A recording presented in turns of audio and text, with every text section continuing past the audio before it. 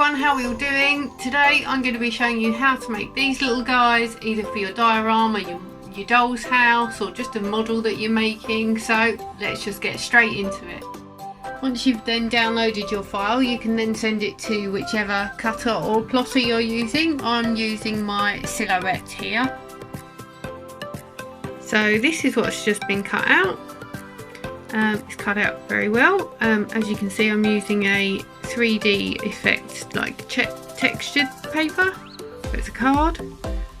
Yeah, we'll give it a bit more of an effect to it when it's finished.